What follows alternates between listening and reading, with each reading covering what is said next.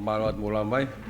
Moimoi tau kamata pa kolen ke kovana hapai ke ne kamata ma ke fa tau ki Lotu.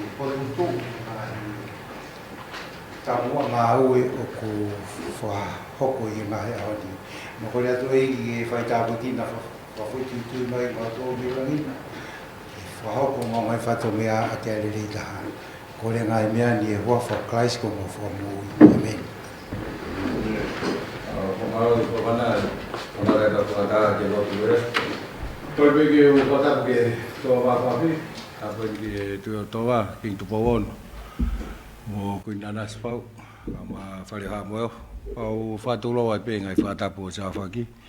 Kai kamata mo tau pota no ko ni he fiafini. Pamalo atu mula mai ho tani, ne unduina ngali whakawawe no ia tu.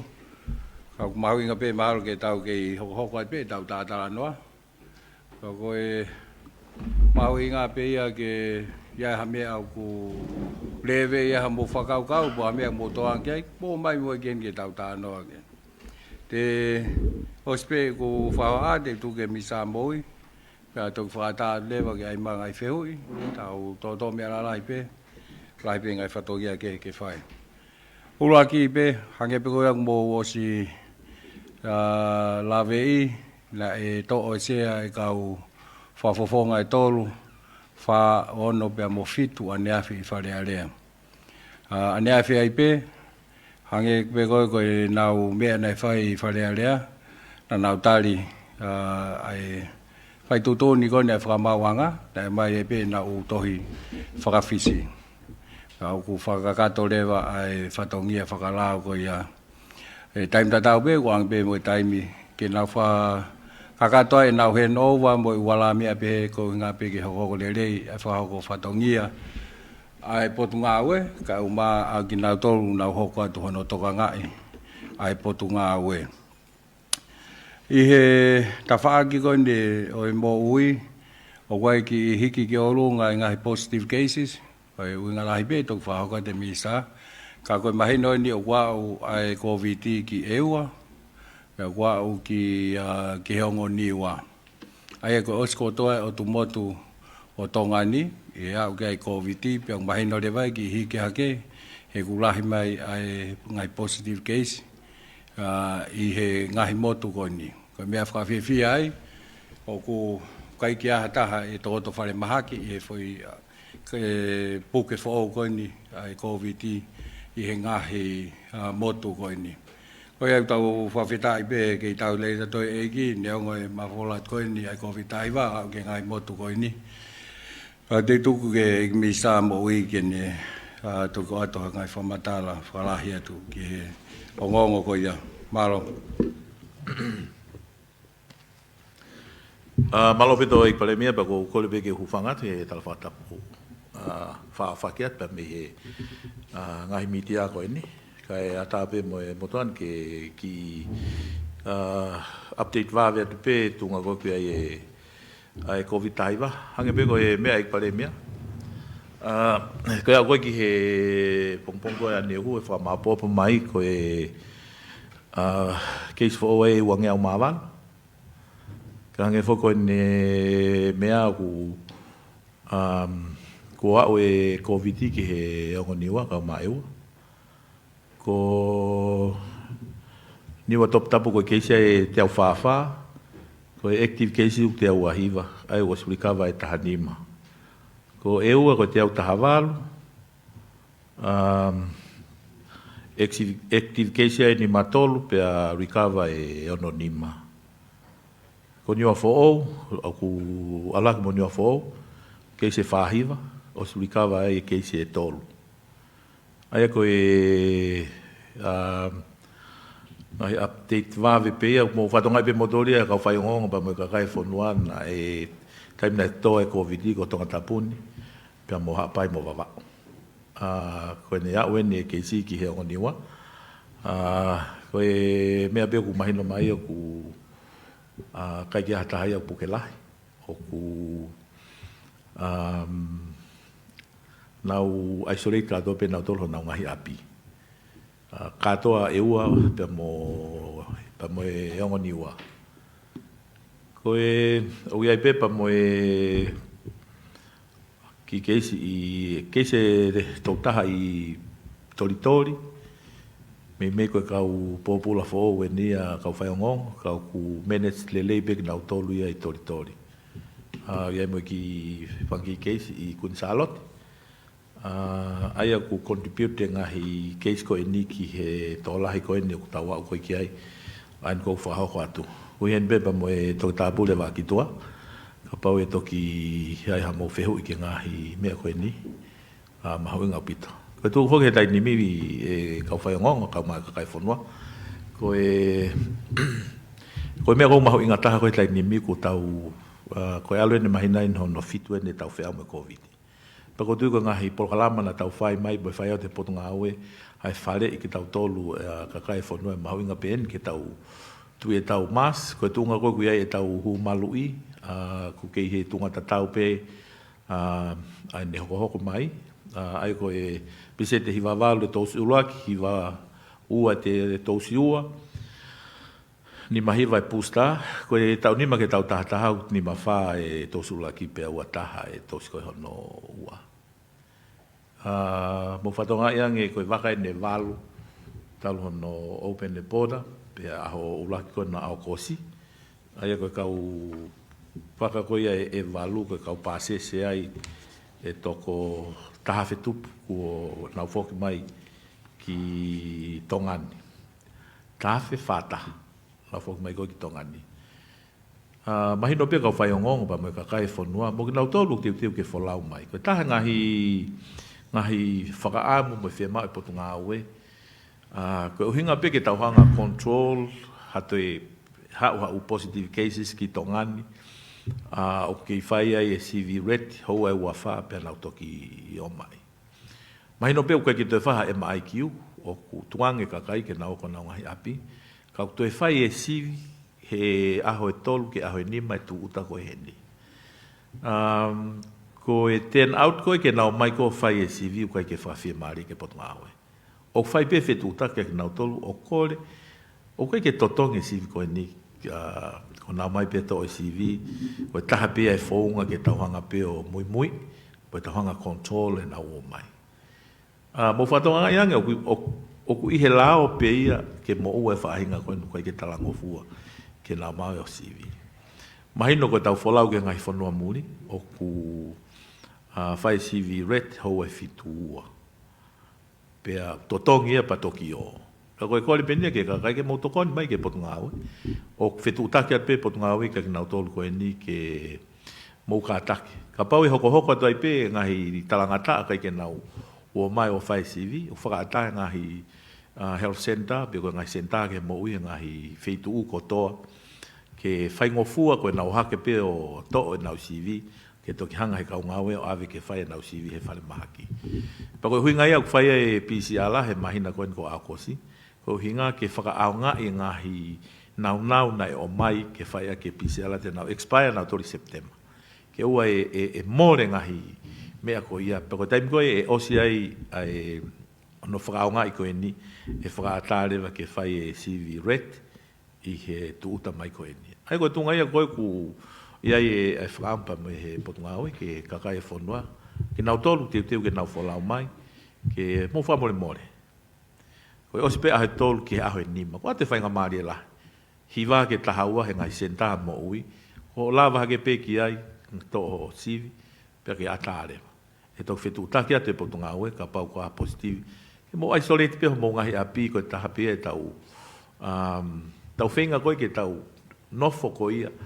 pe mo covid ko tu ko he tai nimi ka Faionghoongo na ngahi Hongongo pe he ku hene telta fa mo mo ku tige ke o mai telta gen ka ke to asia telta ma manu dominate he omikoloni pa mo ngahi riwanga e covid ta hi wa he tai nimi ko ia ku pepe ki update no ka to ke pe ngahi fehui ana yang ku hen pe Tongatapu le va ki tua ke tale ta ngai fehui malo mista te hoko mat pe ki Hongongo va ve nei ai hang pe ko ta fatano ko ke mai u computer ko ni ke form 1 o form 2 ai ke osko mai na ni ka to mai computer wa fi ko ya ai ku YP I free pa mo I file price range ta fa nga we ta fa no nga ta Filipe matua pe ko fe me au te na fi mau hangi pe ko na e fa ho kwa tu pe se te ni manoa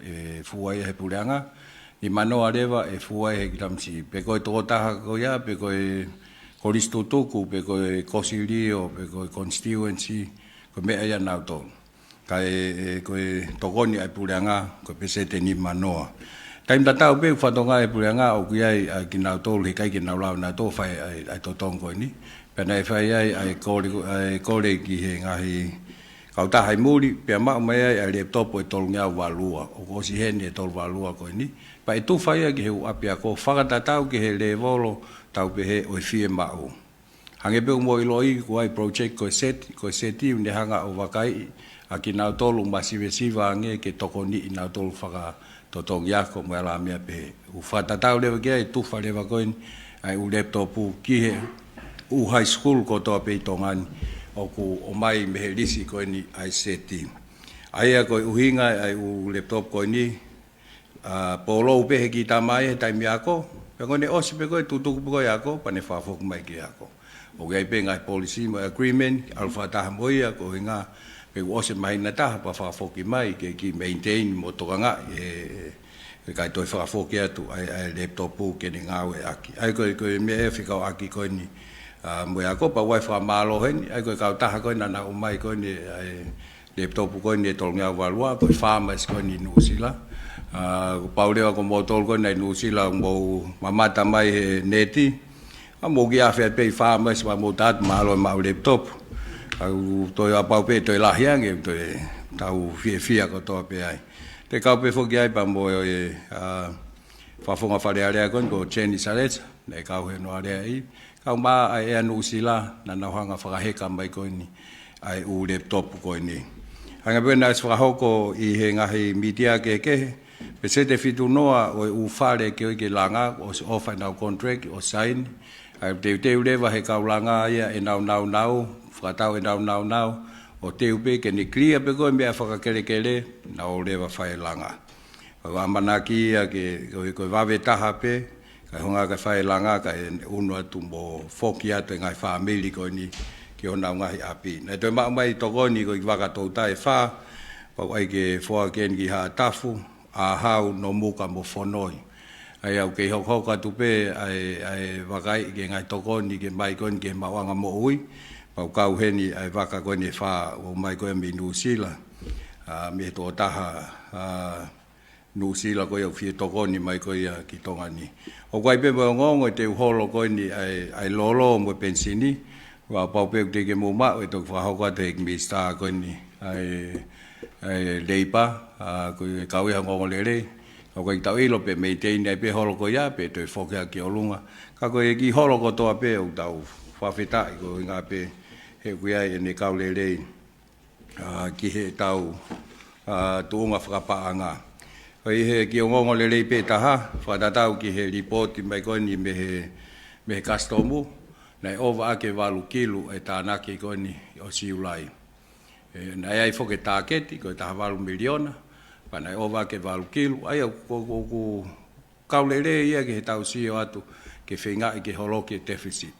Ka kōsen ko au, toi ngai mahina lahi, koe ki tau ilo ne aha toi mea hoko, pa toi lahi ai tau whamore, o ka tseria i tau pehea foi ova walu kilu koni e tānaki koni o siulai. Ka ku whawhiwhia whamalo atu a kere mete mo kau ngai kastomu e nau whahoko e ngāwe koe ni, mo mai ki se niti ko ngā peke tokoni mai ke tau ngāwe whakaluku fua. Kai te tuku e, ke ata mo whainga maari e, e aha ngai whehui. Indicate mai peo hiki nima mai pe. Hila. Pito Eiki Palemia. Ko ki whehui e peni ke he pangai Moimoi, ke minister Moimoi, ke lahi e ripoti mai e Eiki minister ke tawhaki koe ai hufanga pe Fakatapu ai hoe ki kaureka pepe o kusi mole na Moimoi. Uilo peo ke lava o lave mai ke whanki mea ne hoko pa wata ki whare i pe me he pangai Moimoi ki he tawhaki koe ni hoku kamata ke hoha ka kai ke whanki pepe ni ihi hoku mole na Moimoi malo.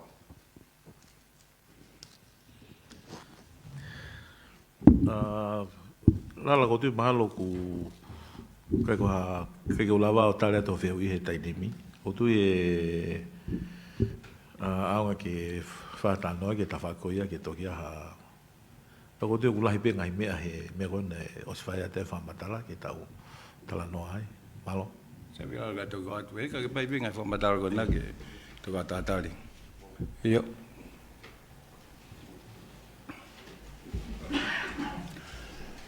O e Palemia pe foki ke ek minister Moimoi ko e ki feu i pe ni a Fekau'aki me tūkunga ko kuia e pule anga he taimini. This was not foreseeable ai mea koni hoko he ahoni. So what's the way forward? Oku ke whakaukau nai te ke toi o mai ki nau tolo i ho mawhai whiri me i tua pe koe nau te ke toi tāri ki nau tolo ha whahinga por ngā ue pule anga pe koe public enterprise pe koe hai ai palani ki hoko atu te ke tāri nai ke whirisi i pe te ke whiri ai peho o kau minister mau e atpe ia kai toko hoko atu. Alo, ai hange pe koe ko whahoko koe kamata. Ai nei me ai be kau minister e tolu ko ni whare area. E nau whapapa ai whaitutun koni ai whamautangi. Pea nau umai ai koe e nau tohi whakawhisi. E neongo nei to'o nau tolu meo nau sea i whare area, ka nau kei minister befo. Pana pea nai whakahoko rewa koe ni hango lau ai katak peka reke tamti e leo ai.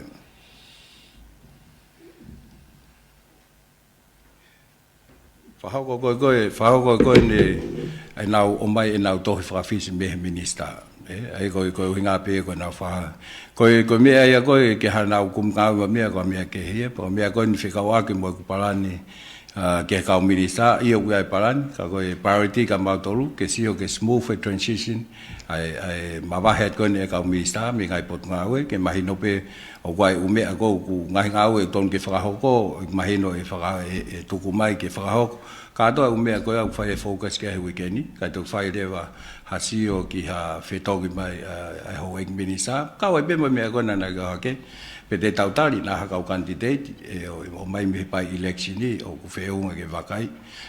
Ko hinga pe ke whea pena e ai pia nau whainga maare. Malo. Wheu i whakausi pe ki he Eiki minister lipa. Fekau'aki me whakatutu koe ni ki he kawa.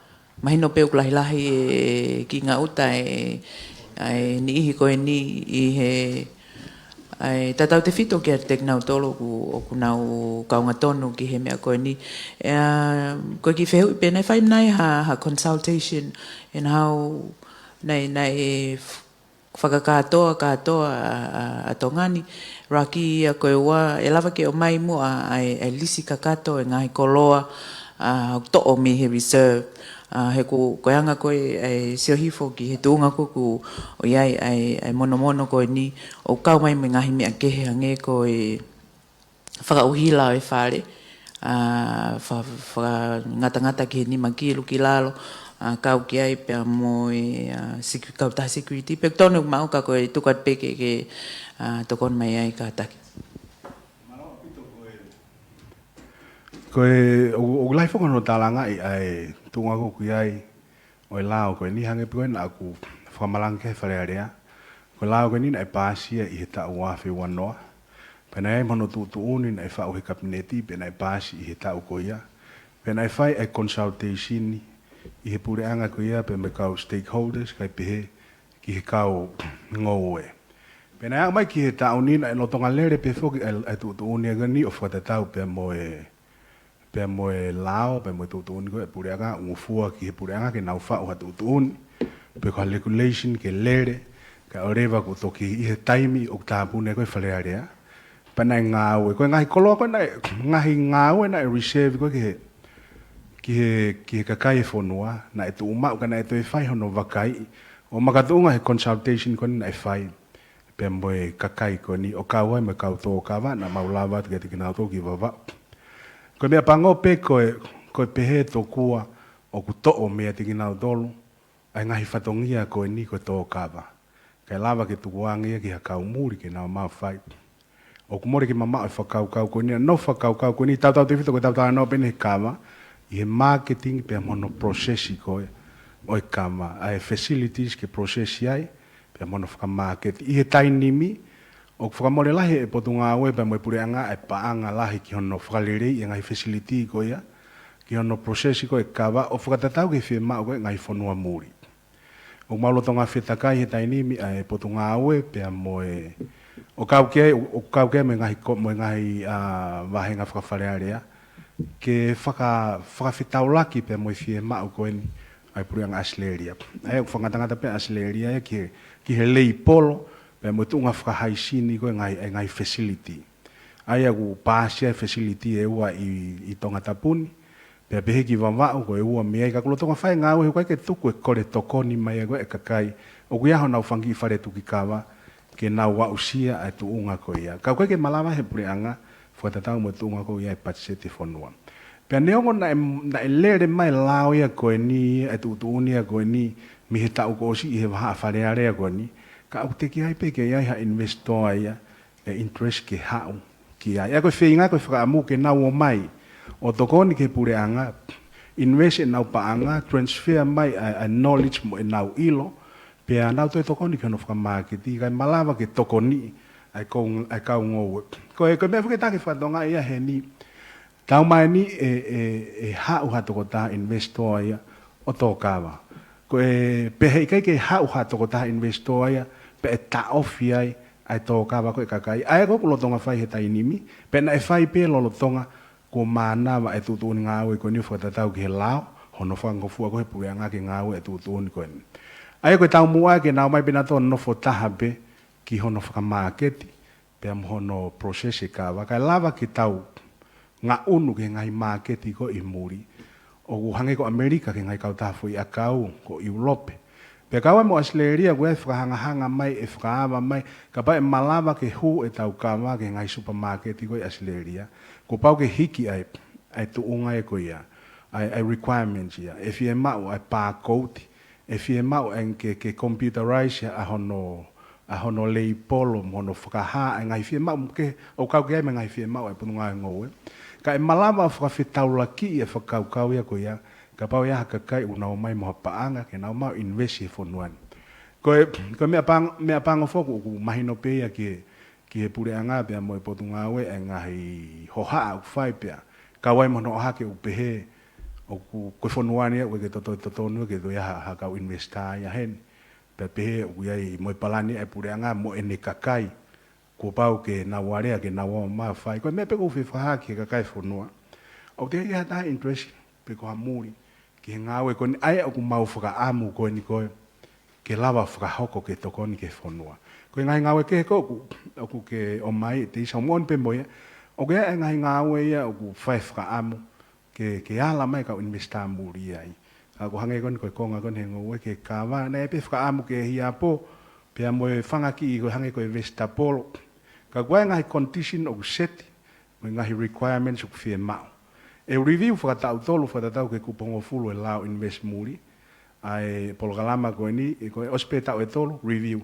Pe a kutu ebe moe mawhai wanghe minister, ke hie whakapotopo taha, ka pa kua mea e kuhoha ake ka kai Fonua e malama, ke te whakafoki mai ke puranga, he koe tu undi pen, koe regulation, o ku whau he kabineti, ka kui kai ke tokoni ke ono whakamānawa i koe e te whito i lao.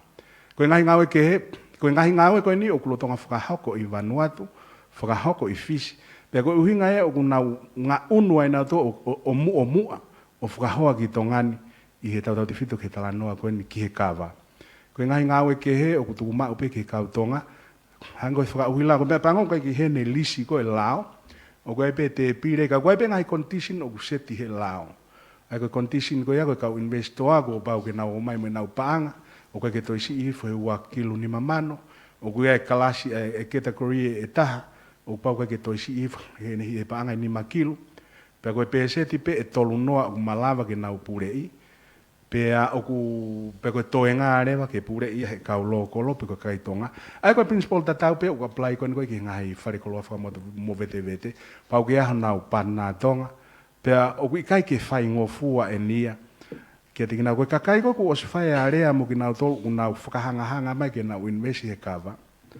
O kai ke attractive ai package ia koe ni koe te koe he tu oni koe ni. Ka koe osi taha pia e mau whinga koe ni koe ke malu i Fonua. Pe moe malu i kakai mo e nau totonu. Pe nofo behe pia. Koe kakai koe o kunau interest koe ke nau o mai o investi ta wha koe ni. Ko tau kakai tonga pe o kunai muri tau ki whito asileria. Ka akuiai e ngā nau ngahi pāna ngā e kau business u nau hoa ngāue. O ku amana ke nau foki, ke nau tokoni mai ke nau hao.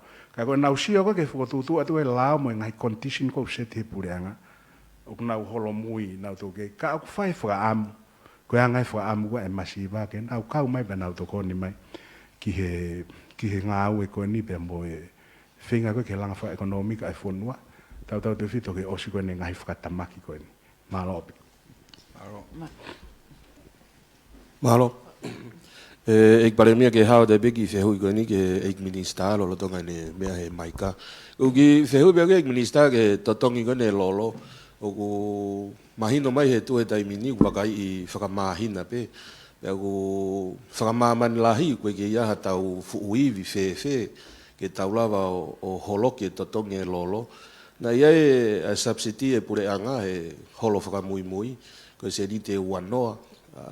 O kiai ha whahinga palani ngā ue e potu ngā ue wheitu una pea moiongo kautaha lolo ki he e tau whanonga atu he taimi lolo ahe ku haa mai koe Fekau'aki ko hoko i iulope o koe ke wawe hani holo ana ia ka koe palopare ma koe ne totonge lolo ia whakaloto Fonua o ku hange te tau whanonga mo ia hawa ha taimi loloa u ki whehui pia koe Minister ki e whanga hao mea kia. Maloa pita koe me peko ko fi whakaha koe hi he tainimi e holo to tonge lolo a ke pese te taha. Ai e toku Fakataha e competent authority pe koe pure whiunga e he uke kahau. Pe a toki announce ai e to tongi fo uke ke maulawa ke tukwatu he tainimi ka aku holo a ke pese te taha. Koe uhinga lalahi e ua umakatu ungai koe hiki toko e to tongi koe lolo i mamani kono uluaki. Koe to tongi koe talamu pe koe lolo mata. Pea hono wa kono fereti holo koe hono e mo ngai halanga waka ku aluai. Na nga maheni mai akina i he taunku osi wafe wanoana e paanga e wanima Amerika ki he talamu hau ki he taunku osi ki sone si ulai whai mai ai na e aloha ki he paanga e ono noa ke fitu noa. Kamata i meo e tauni aloha ki he paanga te au tolungo fulu Amerika to tongi lolo mata. Kono o fetuku mai lolo oku refine pe ku ngahi e tau lolo mi Singapore ka o mai mi South Arabia. Ko ngai halanga waka ko whai ko no fetuku mai ko lolo mi South Arabia ki Singapore, we sia lahia he tau kon ko hoko ko hi Lucia. I kai ngā dai ko Fekau'aki mo hiki to ai totongi hono ngahi ko lolo madai Singapore. Makatunga pe mi he tau ko Ukraine pe mo COVID tahiwa. Ne toi we sia totongi tuku ke heange. Ai hau ko e wakalahi kune mai lolo ko fuke lama hau ki tongani. Ka ku hanga tonu ki fisi pe to ki tufa mai me fisi he fangi wakai ki e ko ngahi te fito i uhinga ia ko o ku hiki toa e to tonge lolo ka ku mahino mai amana ki holo ko ni ai ake pese te tahafa ko ni mahanga o announce e ke kahau o ku mahino pe o ku kamata ki stabilize ngahi ai ngahi fike ike nego te ke tu ko tau ka ku ngahi convention fo ma pure anga i halanga waka pe a mo holo ko ni kamata fka vai ngahi ka wa Fonua pang malawa ke tokon lahi ke totongo e lolo. Ko e polokalama subsidi pe kono tokoni ko e purenga o ke lere pe mo manatui ko hiki ko e lolo he taini mi totongo Lolotonga. O tawa o ke paanga e fa pe mo se ni te fao no nai pe ko holo le vai ke panga fa se te wa no ko se te wa no ko to pe herita o sapsitai se pure anga pe ko tu ko ke ka o ku amana ke hoko tai pe nga we ko ni ka oreva ko ia hatu tu na ik Palemia pe mo kabineti ki hatu nga fa poto ke tu kuang ia hono ai subsidy pure anga ke lolo ka ko pesete ta fa ko e holo ko he ka o ku amana ki ko focus ko ke mahina e tolu hoko mai o ku hange ko lau ai moto o ku tu ia he ta i loa pe e holo ai pe ko ne aluhifo pe anaya pe aluhak ka ko lolo foki ke mo ke me pe ho Eiki ka pe ke kai Fonua o ku makatu nga pe totongi hano fika if ka mahina pe mo fainga template nga we ai ko ke tau ia tau hivi o tau tolu ke tau hanga mapure malo Peko ki tāna ke te ki he mea koe nei mea ke mista koe konga lahi koe tu koe ni he taimi wawe mai koe ni sisi ha tau mea toi ala whai ka koe parani koe ni nei whai sio koe ki ai he aulat koe ke lo ange ke tau sio ke ngau koe na tau whai he renewable energy ka iwi tu loa nei talu pe whakoi nia mi fuoloa ka wā mai ke taini mi peset pe taha wha ta tolu ke ta wha o tau uhila o ku ngahi me he iwi la a pe mo ea pe ko win ai ko wha mu ke tau accelerate ke a unai ki he wanoa wanima o ara ke of ke pesete ni manoa ai ko fo ngawe la he ni swae ta no pe mo Tongatapu ka uma mo na poate ke identify mo mahino a source of funding mo wala me pe ke lere ia unga au ko ni ke au ki he wanoa wanima o tau ara kreva ke of ke pesete ni manoa ai ko pesete ni manoa le ko sisi ai be lolo te tawala nga au aki sisi ai be ai mama fange ai tau uhila e mama ang time ta tau be o fai nga au ko he renewable fai sio ke hange ko na me ka misa ke a feitu ke tau hia ha lolo ke tarifaki e ko nga ko tu e tani mi ko ki tau nga ko ki tau nga lolo ko ni ani tauri ki o feunga pea me ki waka sisi ha whakamahina. Ko ne misi pe ne ha utoa taha tau kauta toli he tu whatu tamaki. Ai whai lewa tā noa he tai nimi ki aha investment ke toi whakalahi a storage ko ia. Ko hinga e lava le vai o toi tukuai hanga he tau pehe hanga he rita lolo lahi. Ka ia mea uhoko o tau lava pe o tap ki he ke reserve ko ni e aru ke kahao. Time tatau na e mea pikai mista fe ma le vai fa fu tenka la lai uwaka lol la lai pange pe ko na mo na e fa hoka te ngongo na tok saini e project on no miliona ko ni ki he wafu ai e fakalahi ai wafu e lava le vai nga i waka la lahi ang o tau hanga tonu mai ki wafu ai ko ngahi tau pe ko ngahi ngau pe na fila la ve e ala tokoni ki he o ha ko ni e tau fu whawhalala koe ni ki he lolo, mo e whawhalala koe ni ki he ngahi iwi mei tua o kai ki e tau lava o whahanga au e koe ki ai. Ka koe ki tāna ki atu e. Eiki Palemia kau te ki hoko te mo he ka veika koe iaku tau lawe ko tau be whako e Fekau'aki mo muri ku ngawe ake paanga Amerika. Koe wakai koe ki he ke value e tau paanga Tonga he marketi mo Fekau'aki uhange ku albeta i mimani ki tō lalo hifo. I e whakahoa ke Fekau'aki. Koe hana e whakotutu mo wakai e pureanga ke tawhako. Koe nia tau minga e ngai mea ko te tau pēta mo price lo. Kai ngai whektoa e mea i o meitu ai. Hange koe ngo hiki koe ne price no import mai lolo mo ala mea pe. Au ne afeke tau sendi. Kau whai pe ngau ke ai pange pule pa ku tau tui pe ai pe ai ola le le mea ka ko lahi ai ngahi palpalem fa no mi ka tau ne. O fa o ko kamata mai me tu pa sisi ya tau me ala fai. Ko me pe tau fai ke tau si o pe ko feta fa ki ala to kone puleanga ke fa ma ai kos pe ko to tongi ko ya. Malo Eiki Palemia kau ki whehu ia tai pehe ki he tuunga Eiki Minister kon ke leipa. Ko e whawhiawhia pe o me aki he Fekau'aki pe moi tu ko e lolo na to kilava to fatontono e kuhila pana e na e ke peke ngota mai ke uila pana be na ko hiki pe nia ko ki olunga ka ko tu pe fanongo mai uila ke o ki ho mea ko ki fehu pe fogenia ko I ka va pe ko tu ke mea I pe e tu nga ko e ka venga ko ia pau pe ke ia e tala fi ka ko hinga pe fogenia ko si o ki ngai business ko na tau to ki ngaloku atu ngai fare koloa ko en dominate e ka hinga ko mi esia ko moko hunu o dominate pe na tol ka ko mahino pe anga fotutu ngai ko fehu pe ia ia ta fa ki ta ko attractive ia ta we tolu review mahino pe ta ho no hinga ki ha ka foreign investor ke na mai o invest ta we tolu pe review ai tu ai fotutu ngau e ko ia tu ke ka pa wa ha ka vai ku to ia ke pe ia o ha vesi ta pe wa o ngau e ka ko ku si o pe aku ke ta fa ko ia pe ko ha ai alau ke malo pe ko hinga fo ke e ta mo ko mo Fakau'aki ko ke review I hinga ko ke malu ko restrict pe reserve ai ngahinga ko me ka kai ko Fonua ai ko Fakau'aki pe na fa una mai ka invest ko ia pe na fuhanga e na to ka pate na ha o dominate ai market pe lama ke na fu to e ko ngalahi e me malava ko ka kai Tonga ai ko hinga pe no reserve ko ta mo ke malu ia ke te lava review ai pe ke totonu ke oange e totonu ko ka na tol pe kai ko hanga ko lau ko ke no Fakau'aki ia I he to ka mai no apito ko ka mai uloloa ea o ke tau e tolu ka koe sai taha ko la tia ka waka pa e tukuanga ke au tau e fitu, tau e malu, ai koe whi mau e koe e market. Ka ku nofo e Fakau'aki koe ne ai tu uni koe ke foreign investment nia I he marketing pe mo processing.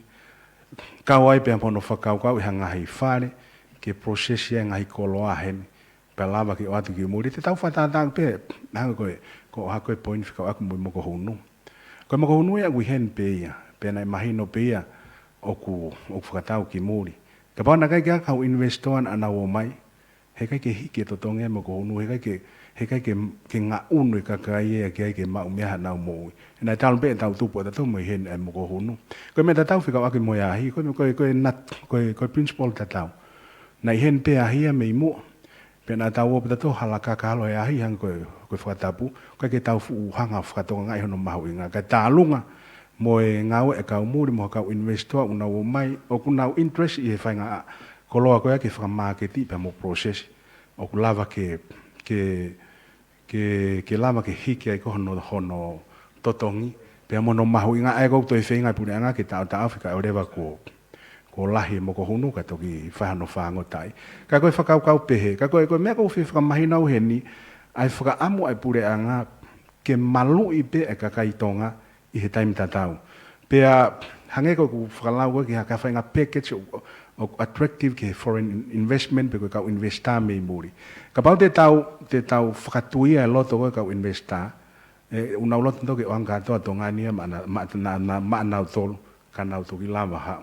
Ko whakangata ko o atu o ikai ko ki he motuani o ikai ke fu attractive fe pe ku ha pe I he fu itaimi ko na e fa we lao ko ni tu ni ko ni mo ne mana wa mai o au ki a hon o ku si au to pe malo mo fa ba mai asleria e matapa ko me ku stra ko lo e ka to ka wa ngai ta ulai ko he price mo to tongi fa amu na to ria ko ka to ka ba to lai na mau tal na mau to Fakataha I wa tau te fito ke wa henga ta no ko u ho ye to ka wa he Fonua pe set lai ta me ai o kuna loto le reina to ki Fakau'aki kun aina os fai hon talanga pa na mawa o to ke ki wa malo alo ki Fekau'aki ni dai pe ate fa malo mo cavalere a me go e to onsi Italia America fi au bito to onsi Italia mo na ka folau e ka nga pe coverage ka go hospitality pa mo umea go na hoko pa wata fa malo ka nga ka dai pe hen ki fa malo at mo ki ewa na tai le ka folau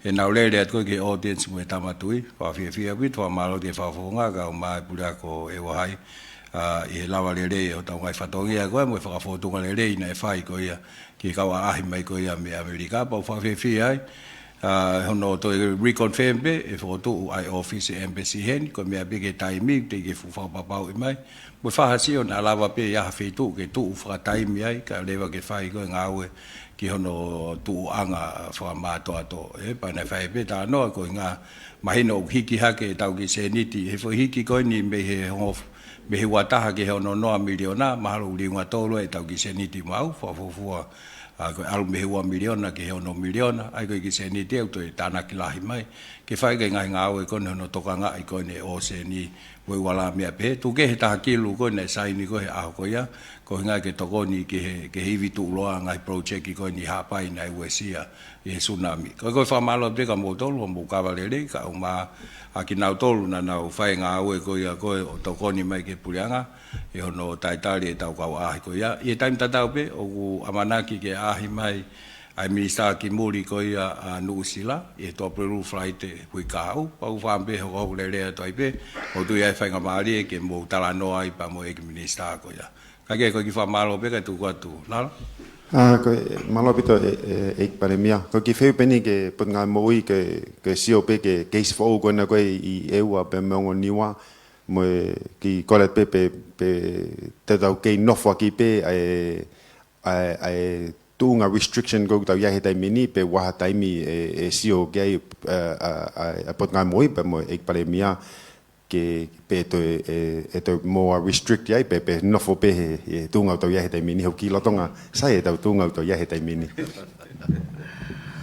ia malopito la nyango fo ke ai me ko nyoku o que escoi hango niwa pa mo ewa fatonga yang na fo o ka to pe me ko covid ka tau to pe na ha o pe mama ni e fo ya la folong hala fononga tatau ka tau to he vave o se mai na no Fakataha ko tu ko e hango niwa ko ke te fai me ko na tau fai ko ki moa mai no pe ngai fale I mo e mahinga ke kakai pe ngoi puke no fo ya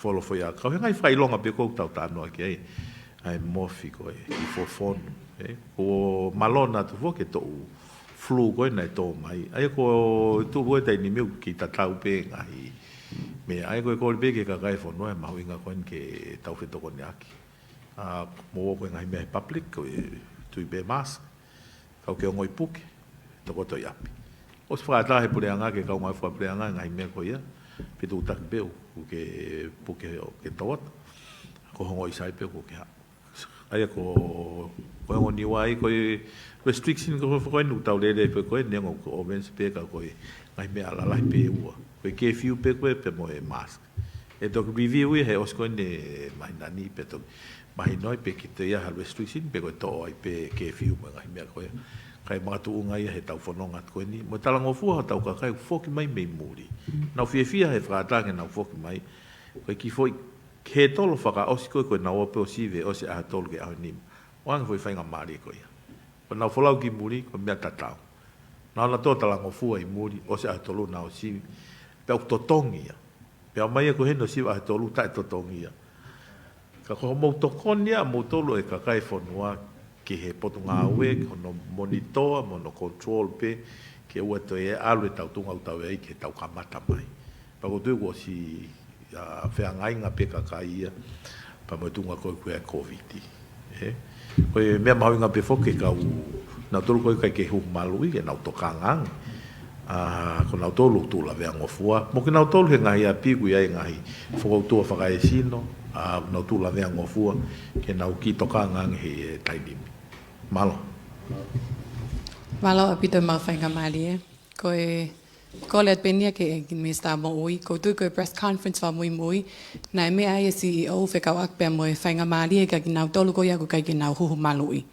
hange nai ko nau tu utai ai nai ki fi ki nau totong ka ko le pe ke feitu na ke te aki fa mala alang ke te mahino Lolotonga nau me mai ko ne live stream ia ko me mahawinga ia ke ma foi mahino ko ia Nengo whaava e pōta, pia ku ata ke nau wholau mai. Ka pau te ke huhu malu, o ku iai peho whainga maari ke whoki mai. Ke whoki mai he waka, provided o ku negativi ho o tesi, pia ko wholau mai ko ia o koe ko hinga ia ke hanga ton ho totongia ho e mai ki. Ko nau tole te nau e mai ki nau tole. Mana tui koe ngai Fonua lahi I he taini mia I maman kaua fis ko Nusila, Amerika. O nau whakaata e fokiangi e kau ka kai nofo Fonua ka pau unvex. Ka pau ka visita ko, pe ko foreigner. Koe ke lawa ko folau unvex. Ai ku ko uhinga e ku tala noa pehe, o kai ke kehe tau. Ai koe osat koe hono review, osi koe ne mahi nani, taim koe review e restrictsini, e whai le vai si o ki ai. Ka koe uhinga aku, o kai ke pehe koe fia ke nau totongi, koe fia koe nau totongi, I he nau mai koe ki he e mai ki. Koe nau nofo I he e mai ki ko hotele ko kupesi, panga te au ni manoa he a. Au ka vai nau nofo, pa moe nau mea tokon ke nau mao. Ai koe point mahu inga ia he ni, kui ai pe fai ngā maari e ka lauto. Neo ngoi whangāmu e potu ngā ue, koe lelei taha ke hoko koe ai huhu malui. He tau tui ko tō pe koe ngahi tūtuni u tau whai, pa tau tali lelei ai ola, pe koe hae mea he, ka pau kai ke huhu koe ka ke whinga ke wholau ke ufono, koe hikai te ke lava koe. O koe ke pehe ko tō ngāi nu whai fwoi whangatau, ta tau ka tō pe wau ke taini me o ki pehe be ngai whanua me tō pureanga. Malo. Malo e Palemia koe ki whakaosi pēnia ki he minister ko ni he lei pāhi e ka whai pe. Ko tui koe whainga maari e lele ni ke whakanonga I ngahi loto ku whanongo mai. Koe mon pe foki e lau ko ni hange ko whakatata ke moko hunu. Ka koe tau whakamufu ke oseange me a koe lahi tahe benefitive no whi tongani. Ko si o koe ki he moko unu e taimini o tau kai ngā mate I tahi pe nao mai o mau pe ki mea sisi kai uta he ni I ko ni ki mōri pe koe alu pe koe asiri ni fiu whakasio he tukuhau ke tānak maha tukuhau ke mahino tau mau e benefit lahi taha ko mō ma opo whakai resources ke mōhanga o enforce o mō lao I he teu koe na ki he ngā ue koe na pe koe moi foi feu pe ua ke e Palemia ka pau pe ai atai pe pai toki. Malo o yo mo na pito e me ngu o feu e teisa. Pe ko tau mo pe o lao ko ni o tu uni ko ni ke hang mo ngai constitution ko ku seti ke malu ia ngai me ko na la ko pe. O ku mateu ke ai potunga we pe ne ko lao ko foreign investment regulation foko ukia mautol ka koe me ngahi kupu Fekau'aki ka koe potunga ngoe ka peke me customu me ngahi potunga e Fekau'aki o mau o Fekau'aki lao ke monitor pe Moimoi ko isi mau inga e ke mau ko pau ke mau whakahoko ka koe me whaketa ke tau whakatonga ia koe foreign investment ko nau o mai o investi pe ko nau expect return in our investment ku fai ke mau mai recover mai nau panga na nau investi pe mau nau ki tup ko isiu ko ki he hola pe mo e nau avio ko me mau inga fai ke tokanga pe ku mateu teu ngahi ku Fekau'aki ke Moimoi mo whakapapau o ku nofo pe ai paanga I tongani ka ko point mau inga ia he ni ke malu mahino o ocean ko investment ko ni hanga ko tau mo ko o investment ke o mai ha paanga o tāna ki mai pe ave ha nau whakafoki return e nau invest na fai mo nau tup pe toe ko ngalahi he Fonuani pa mau mateu teu e potunga we ki ai pe mo ngahi kupi Fekau'aki ke fai no Moimoi pe mo whakapapau o koe ki hoko me au ke o ake ka mau whinga ki whakatonton ai hala whanonga koe ki oan ato e hoko malo. Okay, alat pe koe ka u mahino pe te tau toi review an koe mea minister. O tongo mai ngai feedback pe koe ka no kovi ke o mai ke whaasi o ke. Tau vilo whaasi e ne? Malo. Malo, koe ua whakaosi pe Palemia.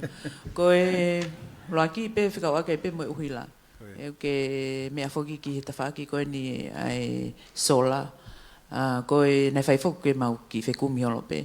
Koe whamatala ko mau me loto pe me he uhila. Kua lahi anoa independent power producers. Pea ko o lahi energy me he aivi me la ka koe ke hatau storage. Ke mea koe ke storage ke lolo. Fefe palani ki he tawhaaki koe ai sola. Fekau'osi pe minister Fekau'aki ni mengahi no koe ukarentoa koe he pureanga. Nei o si tala noa i foki i whalearea ai ngahi kautaha koe na tanuhala i he pureanga ko o si hai tuunga kui ai ngahi no koe ia pe uktotongi nai e ni i koe ni pe koe pureanga ku ne totongi he taimini.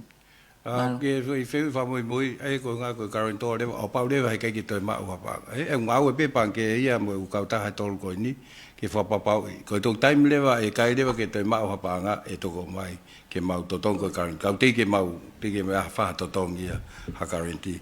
Whika koe mo storage mo ne apu o ai mena ki tau ke ai koe storage fuke ia ai ngai lolo. Koe tu fuke tai ni mi koe lolo e ke whi mau pia koe mea lele mo uala mea pehe. Pea mo i konga pia ngai independent power producer. Ko mea koe ki he battery mo mea, o u package konu o mai koe ke whinga ke tau ni manoa, hau whataha mo battery. Ko ngā pia hange koe u solar, sai fuke he aho. Pea mau ai u capacity, ai u mea lahi ai, o ka pau e i kai ke store. Ai koe time koe lere aho, hange pe koe mo si lawe i kotoa pe, koe ne ova koe mea oku generate i he whima o e Fonua, alu le vai a store ia. Ai koe tai no pia teise, oku hau koe ne u solar mo mea koe ni hau pe mo nau battery, koe ngā ke tau hea additional power mo mea. Koe ngā pe koe hange pe koe tau iloi, koe solar ia hau pe he aho, koe ngā ka store le waha mea ke lawa ngā ke po uli, mo wala mea pe. Kau mon pe whai pe sio ke ngota whaki lo. E mea ko ki hokat bewe ki whehui koe ni koe tahe mena e kore he tahe o e ho Eiki minister koe na e ansit anea whe wharearea ki he wharearea ke whaimoha ngā ue ki he lao koe ni oku na e uesi ai nau more aho nau sea koe whehui bewe kia pe ku whakatoka ngā inai he wheitu ona mo e pureanga e tawhako ia koe mea hono ua pe koe koe whehui bea kia mahalo ke whakaose ke Palemia pe koe hanai hanga ue ai kautangata e toko tolu koe ni i ho kabineti manatu fuoloa kia e whitu una e Lolotonga e taimina mo i e kabineti ai mahalo hopi hau e osi tau whatahandi e ke mai hio ki he lao io o kiai e whotutu ke whai ngahi whakarere ki anu. Ko mea lahi ko tui o tau whaatala noa ai lava e ha tau pehe i a fwoi ngāue e taha o ku whamau i whakasivile o to'o ai totonu whakatemokalati ai toko tahawhike. Ai koe ngahi mea ke whatau. Tiki wila solution pai koe mea ia pau ke whai hano wakai whakarere pe e arohake ai le volo koe hono whamau i ki he criminal pe nofo pe he civili mo e sio ke ngahi tawhak pe he. Ai pa mo hange pe koe ni koe tau sio tonu pe ai a pau ko te aru atu ki ha api. Kempe ni ta tau ko toa pe mau tolu o te aru atu toa tu toa. Pa te aru atu ki api ko ia tau pe tai kai mai ai whanau. Tu e tai nimi te kai ke te toi ave ki ta mea na whakailo ki tai ai. Hiko hinga neongo e te o whaatu oku tau pehe oku kai kia mea tokoni ai whanau mo mea koe ni. There's always a possibility he te whakaukau na ta whokia o ai. Ai koe si oni pe lava he lao pe koe regulation. O whakamahino ange ai anga e te whiohi mo te whengau e aki. Ai o tui mahalo koe ngāwe ke whai ke whakamahino. Ai whaunga koe ke lava aki.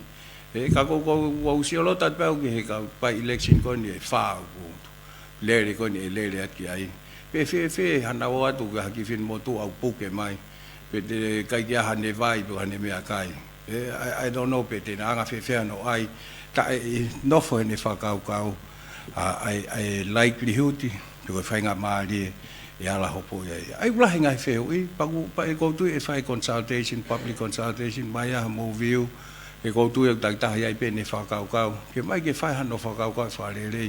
Koe ko hinga neu tau pe he o sai ai. Ka o kouvi ai.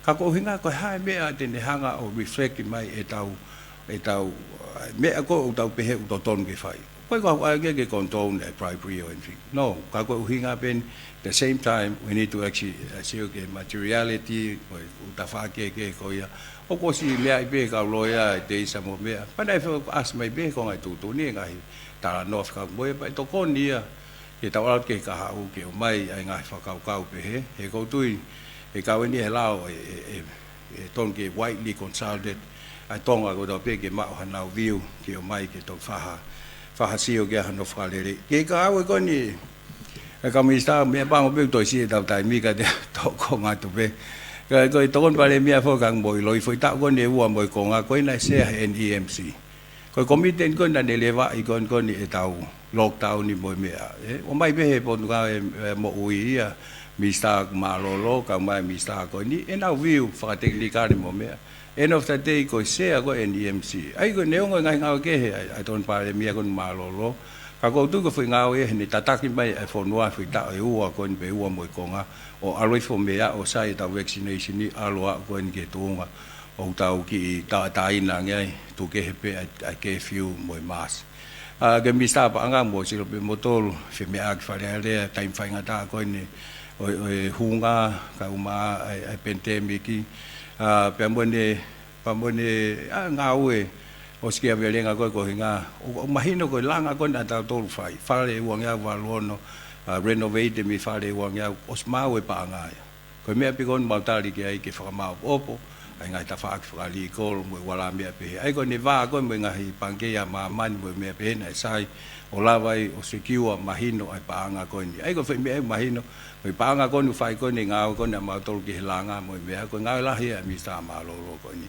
ko mi sa ke mia ko nei kau ai fa kau la hi ke fa ma po sporti ko hange po tau sio ki he Palemia ko ne sporti ki mo ni mai firma ui ke te fa so sio le ki ai ko hai governance ko hai Fonua wala me pe ko hai Fonua to ko ni ai pule anga o kai ko pe pe ko sporti pe automatic pe ato ha se ni ton ke ha fo tau pe wa fe au hi pe ai ha o standard mo governance wa po te mo wala me pe ke unga ke mahino au nga pa nga Fonua no atu pe fa ai na tol ke na hanga o ai ma standard mo te ke na ka sporti ke na la vai tau pe kom di weli olympic even ai Pacific Games ai ka na to kanga ke ai pa mo ko mi sa ma ro fo ke ta mai aku fa fo tu nga Faionghoongo ai ko ne me ha ro ko ni ki ka toli ai ko nga hi me pe he ko ke mo tu ani ko mahalo te mana tua folo ai pa me ke fa mana to tu pe nga nga we le ko ni ai ka ho ik minister ko ni am nau tali ai tu ni ko ni fa ma tangi o mai ai ko ni na to hi fa fisi ko ni e o si ko no an sit na to ko me fa le ale ka bu at io la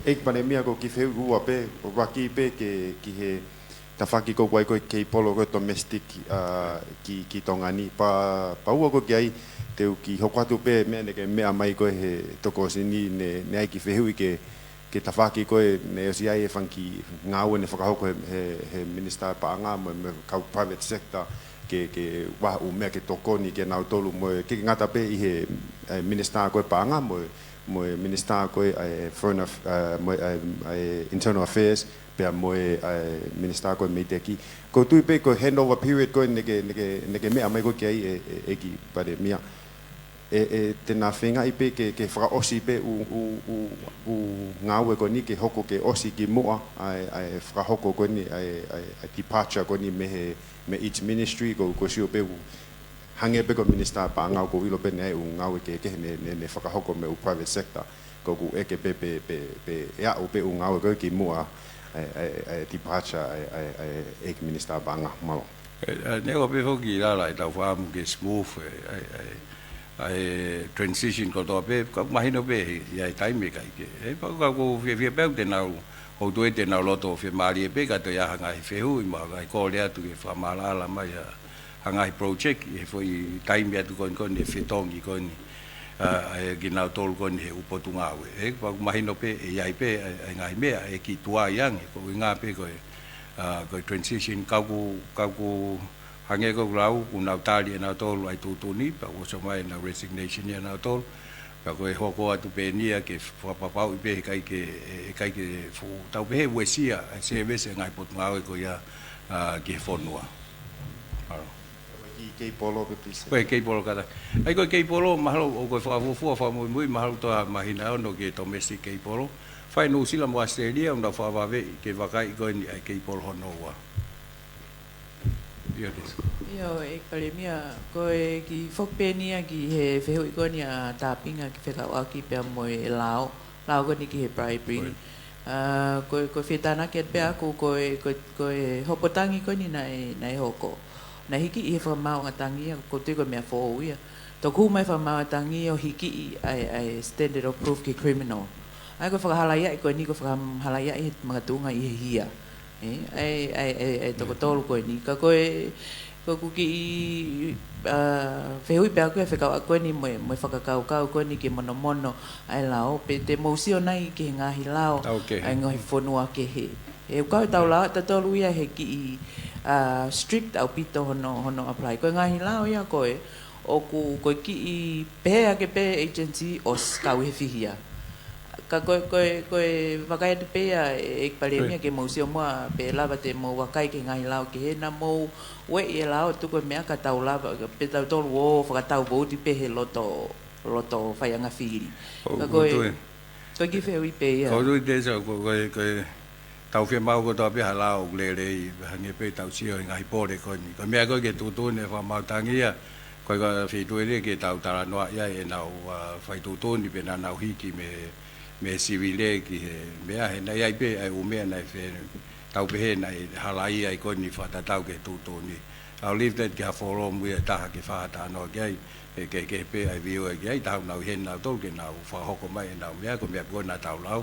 Koe mea koe ki he sio koe ki ngai lao ke, koe no molo pe whoke, ki tau sio, hai umea whai he Pasifiki, hai mea whai mao e Tongani, patok ai mea draft, patok atu whai public consultation, pai aha mo view, patau tok au mea ki whare alea. Ai koe anga no molo pe o whao lao, pa koe tau wha mu pe ha mao ha mea koe o kutonu mo mea koe, o tau koe ni ma Tongani mo i ngai taimi pe ni. Kau koe ngai tau pe he kontonu ne hangai mea ni.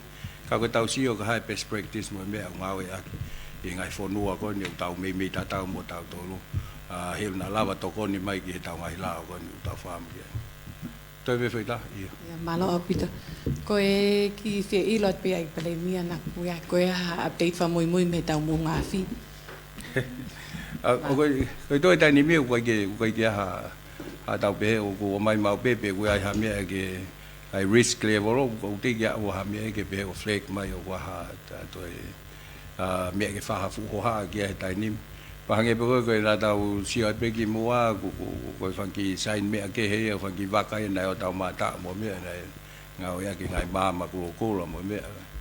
Ka koe kau he ngahi tā anoa mahu inga ia ke whai koe ngata pehe mo ngā whi ka koe maritime security Yang ko lau ko he tau whataha ki mua. Pe sete hi wawalo e Pasifiki o sen. Pau nau maa to'o e tau pehe 7 kilo toni ya tuna. Pai no ia wai Palemia hono e tau security. Kai ke, marga whi tā noa e tok wha time ke. Ka ko wha malo lahi atu homo lawa mai he hoatani. Kai pia mea mo vei uai. Koe ke tari ke press conference ki lava mai pe ki he o whaha po tā noa he o pau kai ke u ata lahi pe kau minista nau ata ke whaha mo tā noa o mea lelei hangi kou lau ai whi mahi no aki ko mea o kai ke tau whi mau e kau Faionghoongo kono awe ha whamatala o kai ke moon ki he kākai tau tau whito nau tolu koe na mo kau client mo mea ai mau tui mau tolu ki he tā noa tui mau tolu ki hono awe ai mo oni mo whamatala Ko mea pe ni o toi o pau pe ia taimi koko mo tai pau ia whamatala mo ki whetutaki mai. Ko hinga pe ke tau tā noa, e rona alawa toko ni ka mo tolu. E toko ni pe ka mau tolu. Ia hunga ke mau ilo ka hai ngai issue, ka hai ngai mea o mo pe heu mau inga. E whamalo pe ia e whiawhini, ka kore pe mua ke tau whaosia ke. Ka koe krese tau ika sisu kuraisi, o whaita mai. Whio he lau maari mau nini tumuia mau tolu ke o na heli. Ka whai pio tangata. Aro.